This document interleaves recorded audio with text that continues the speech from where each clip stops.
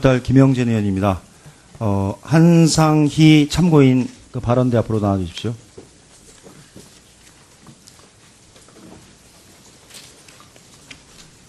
네, 넘겨주겠습니다.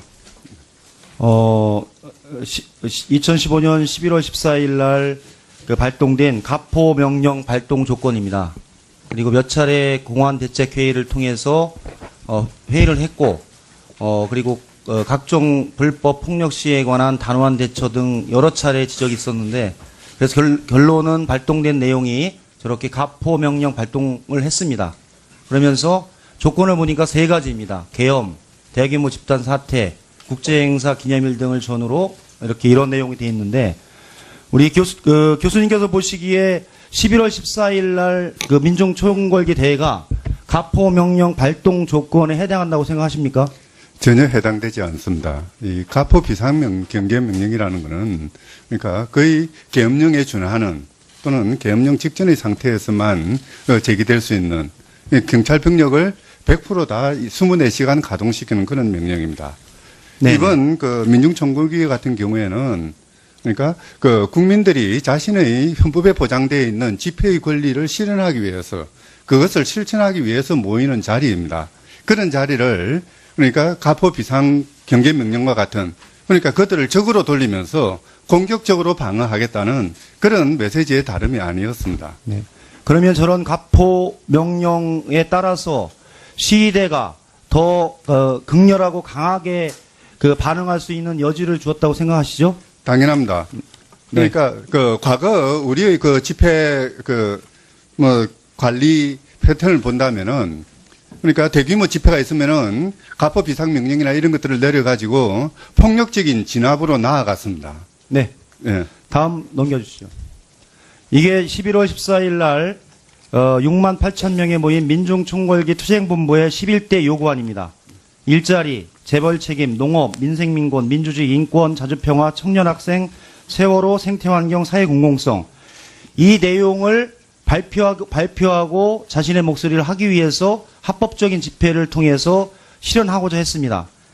저는 이 내용을 봤을 때 사실은 2015년 우리 경제가 2.6% 경제성장, 비정규직 860만, 국가부채 500조, 가계부채 1000조, 비정규직 860만으로 전체 고용 근로자의 절반, 쌀값 폭락. 그래서 사실은 이런 목소리들이 공식적인 집회의 장을 통해서 목소리를 표출해내는 것이 우리 사회 전체적으로 허용된 범위 내에서 가장 합법적으로 할 수 있는 집회 아니었습니까? 네, 맞습니다. 사실 과거의 권위주의 체제에서의 집회는 대규모 집회는 체제에 도전하는 것이었습니다. 그런데 근자에 일어나는 그 대규모 집회는 국가 정책에 대한 민중들의 소리를 전달하기 위한 그런 수단으로 집회가 이루어졌습니다. 그럼에도 불구하고 우리 경찰은 가포 비상명령 같은 것을 내리면서 마치 체제 차원에서의 대응을 하려는 듯 그렇게 적대적인 개념을 가지고 진압 개념으로 집회를 관리했다는 네. 그 점에서는 상당한 불법성이 있습니다. 맞습니다. 그래서 제가 보기에는 이것은 강신명 전 청장이 사과할 문제가 아니라 이러한 7만 명의 사람들이 모여서 자기 목소리를 낼 수 없을 만큼 우리 민생을 어렵게 한 총괄 책임자인 박근혜 대통령이 사과하는 것이 저는 우선이라고 생각을 합니다. 다음 넘겨주세요. 그래서 당일날 집회 관리를 어떻게 했냐를 보겠습니다. 실제로 보시면 저 그림처럼 태평로 정계광장입니다. 2시 40분. 넘겨주세요. 안국역 1원입니다. 좌우 보시죠. 그 다음에 넘겨주세요. 종각입니다.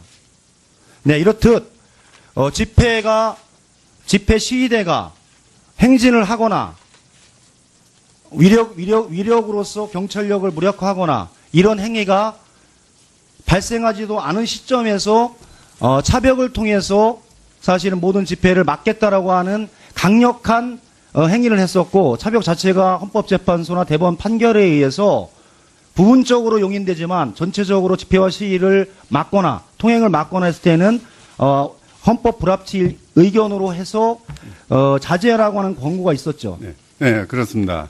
사실 헌법재판소는 그 차벽을 정당화하는 그런 결정은 전혀 내린 적이 없습니다.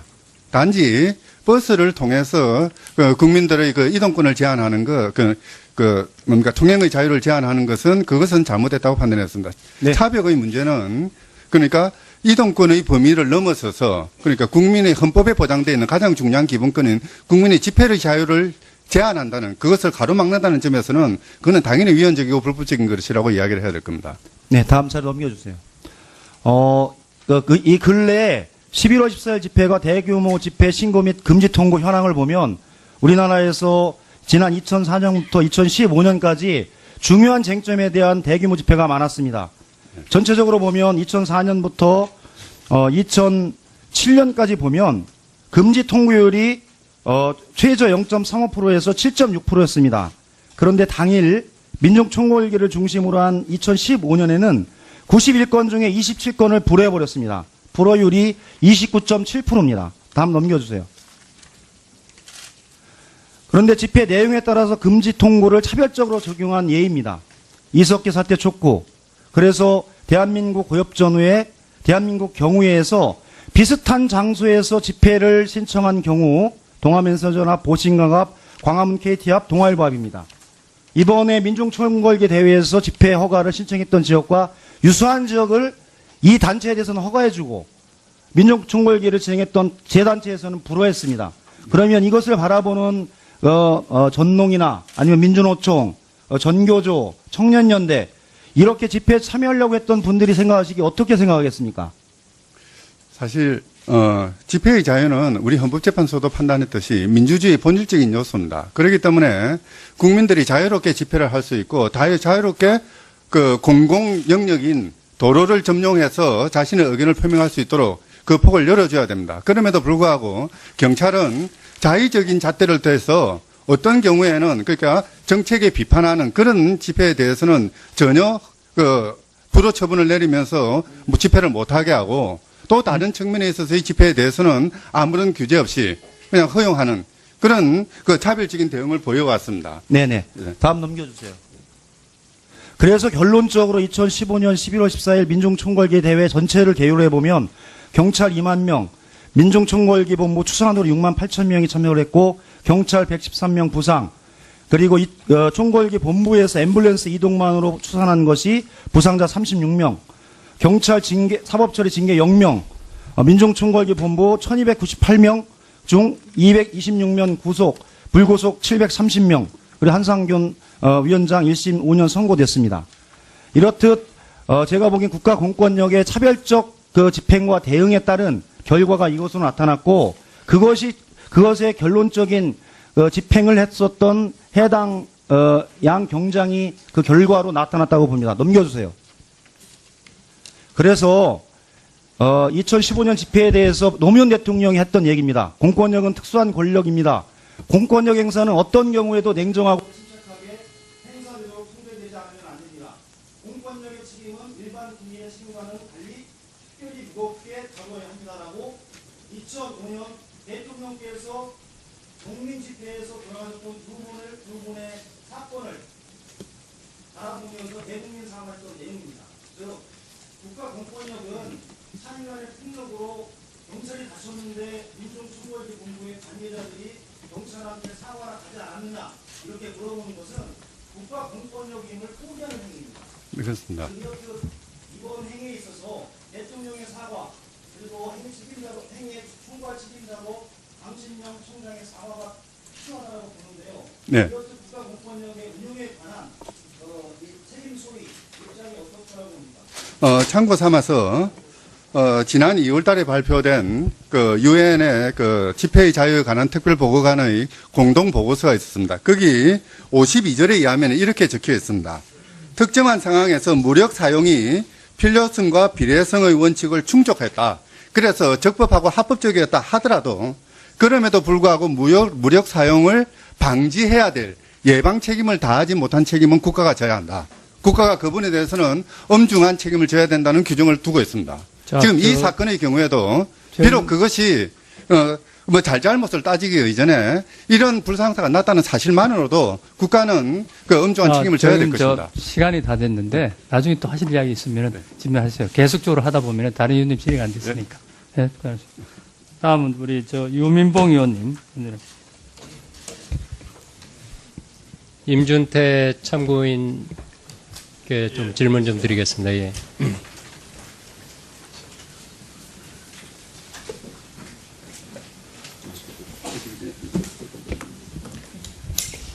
네, 우선 질문하기 전에 우리 백남기 농민께서 의식을 회복하기를 진심으로 바라고 가족께도 심심한 위로의 말을 전합니다. 우리 부상당한 경찰 공무원에도 마찬가지로 빠른 쾌유를 빌겠습니다.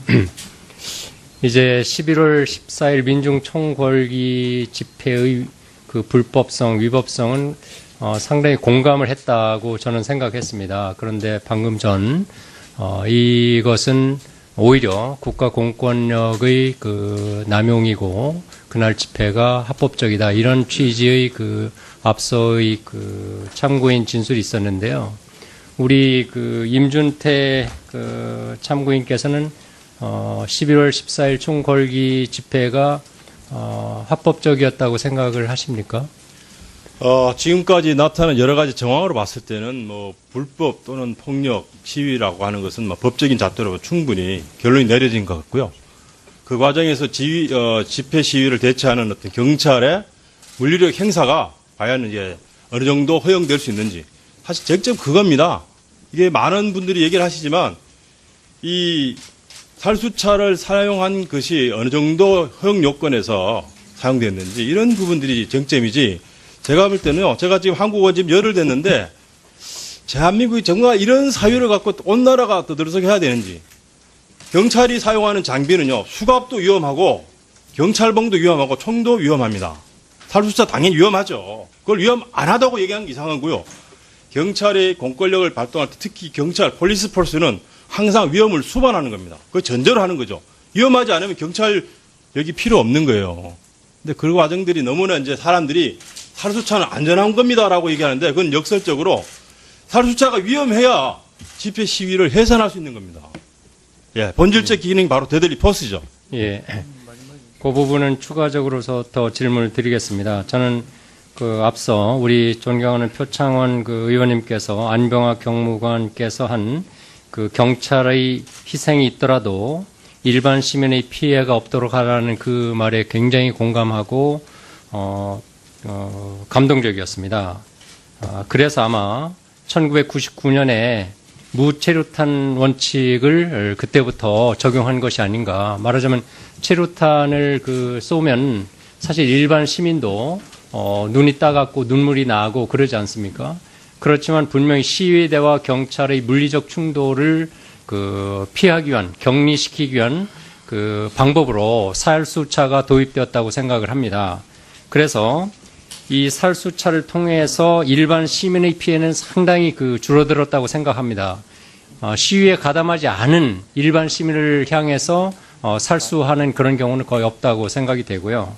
다만 경찰의 희생이 있더라도 폭력 시위자의 피해가 없도록 하라? 거기까지는 저는 공감하지 못하겠습니다.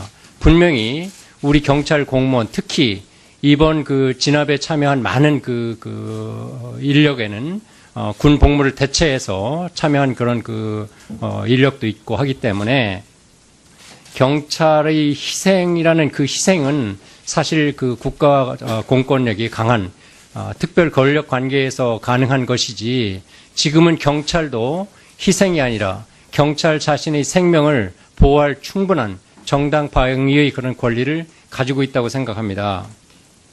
살수차의 위험성은 분명히 지금 참고인께서도 말씀하셨고요.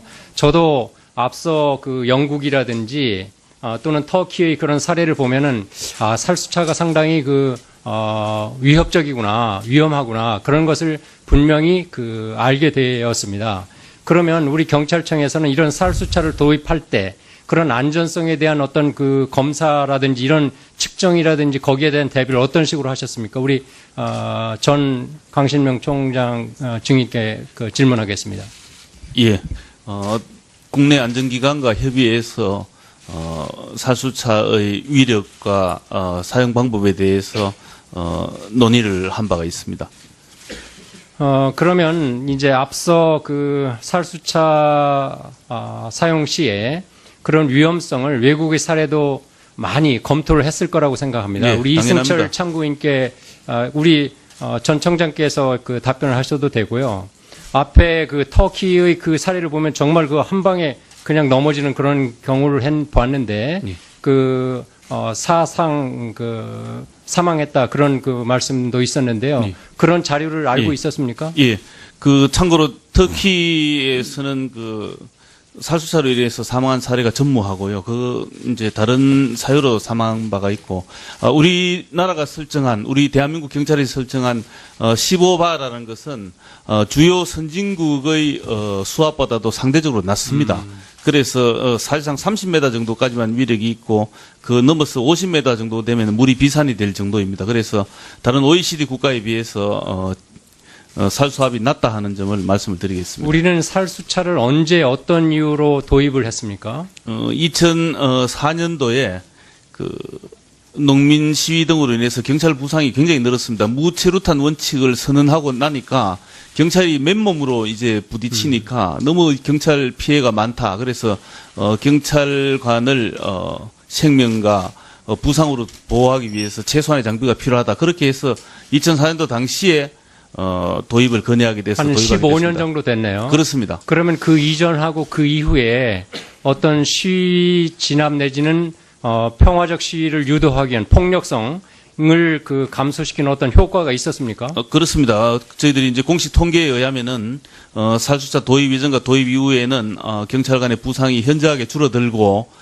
시위의 폭력성도 상당 부분 감소했음이 통계로 입증이 되고 있습니다.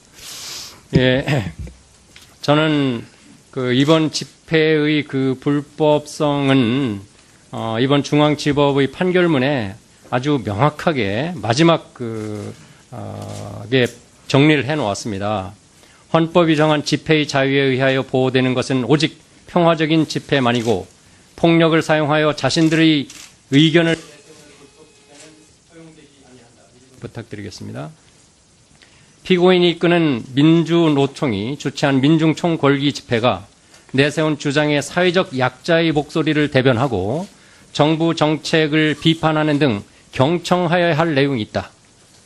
하더라도 피고인과 일부 시위대들이 자신들의 주장을 폭력을 사용하여 관철하겠다면서 서울 시내 중심부에서 대규모 폭력 사태를 일으킨 것은 법질서의 근간을 유린하는 행위로서 그 동기 여하를 불문하고 어떠한 이유로도 용납될 수 없다.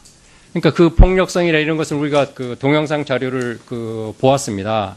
당시 우리 경찰 공무원이 처했던 그런 상황은 이 판결문에 목전에 임박한 손해 발생의 위험, 그러니까 목전에 임박했다. 이런 정도로 위급한 상황에서 경찰 경력이 최소한의 자기 방어 질서 유지를 위한 조치였지 않나 그렇게 생각합니다. 당신 전 총장께서 마지막 부분 정리하시죠. 예.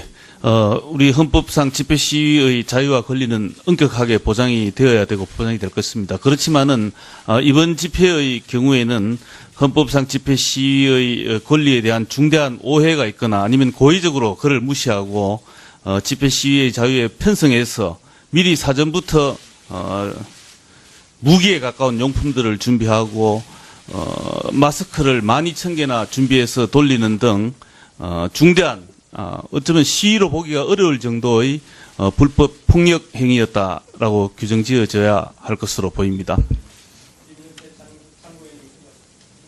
네. 유민봉 의원님 수고하셨습니다. 조 비정규직 860만 으로 전체 고용 근로자의 절반 쌀값 폭락. 그래서 사실은 이런 목소리들이 공식적인 집회의 장을 통해서 목소리를 표출해내는 것이 우리 사회 전체적으로 허용된 범위 내에서 가장 합법적으로 할 수 있는 집회 아니었습니까? 네, 맞습니다. 사실 과거의 이 권위주의 체제에서의 집회는, 대규모 집회는 체제에 도전하는 것이었습니다. 그런데 근자에 일어나는 그 대규모 집회는 국가 정책에 대한 민중들의 소리를 전달하기 위한 그런 수단으로 집회가 이루어졌습니다. 그럼에도 불구하고 우리 경찰은 가포 비상명령 같은 것을 내리면서 마치 체제 차원에서의 대응을 하려는 듯 그렇게 적대적인 개념을 가지고 진학 개념으로 집회를 관리했다는 네. 그 점에서는 상당한 불법성이 있습니다. 맞습니다. 그래서 제가 보기에는 인권기 대회가 가포 명령 발동 조건에 해당한다고 생각하십니까? 전혀 해당되지 않습니다. 이 가포 경계 명령이라는 것은 그러니까 거의 계엄령에 준하는 또는 계엄령 직전의 상태에서만 제기될 수 있는 경찰 병력을 100% 다 24시간 가동시키는 그런 명령입니다. 네. 이번 민중총궐기 같은 경우에는 그러니까 국민들이 자신의 헌법에 보장되어 있는 집회의 권리를 실현하기 위해서 그것을 실천하기 위해서 모이는 자리입니다. 그런 자리를 그러니까 가포 비상 경계 명령과 같은 그러니까 그들을 적으로 돌리면서 공격적으로 방어하겠다는 그런 메시지의 다름이 아니었습니다. 네. 그러면 저런 가포 명령에 따라서 시위대가 더 극렬하고 강하게 반응할 수 있는 여지를 주었다고 생각합니다. 이것은 강신명 전 청장이 사과할 문제가 아니라 이러한 7만 명의 사람들이 모여서 자기 목소리를 낼 수 없을 만큼 우리 민생을 어렵게 한 총괄 책임자인 박근혜 대통령이 사과하는 것이 저는 우선이라고 생각을 합니다. 다음 넘겨주세요. 그리고 당일날 집회 관리를 어떻게 했냐를 보겠습니다. 실제로 보시면 저 그림도처럼 태평로 정계광장입니다. 2시 40분. 넘겨주세요. 안국역 1원입니다. 좌우 보시죠. 그 다음에 넘겨주세요. 종각입니다. 네, 이렇듯 집회 시위대가 행진을 하거나 위력으로서 경찰력을 무력화하거나 이런 행위가 발생하지도 않은 시점에서 차별시죠. 당연합니다. 그러니까 과거 우리의 집회 관리 패턴을 본다면은 그러니까 대규모 집회가 있으면은 가포 비상 명령이나 이런 것들을 내려가지고 폭력적인 진압으로 나아갔습니다. 네. 예. 다음 넘겨주시죠. 이게 11월 14일 날 6만 8천 명에 모인 민중총궐기 투쟁본부의 11대 요구안입니다. 일자리, 재벌 책임, 농업, 민생민권, 민주주의, 인권, 자주평화, 청년학생, 세월호, 생태환경, 사회공공성 이 내용을 발표하고 자신의 목소리를 하기 위해서 합법적인 집회를 통해서 실현하고자 했습니다. 저는 이 내용을 봤을 때 사실은 2015년 우리 경제가 2.6% 경제성장, 비정규직 860만, 국가부채 500조, 가계부채 1000달 김영진 의원입니다. 한상희 참고인 발언대 앞으로 나와주십시오.